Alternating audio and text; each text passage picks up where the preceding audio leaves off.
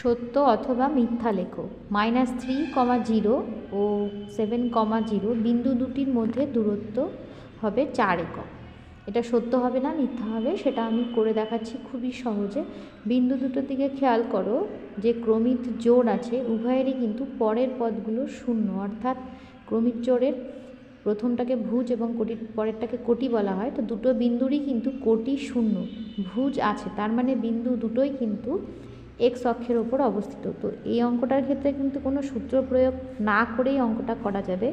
তো আমি যদি এক্স অক্ষ ওয়াই অক্ষ এঁকে নিই,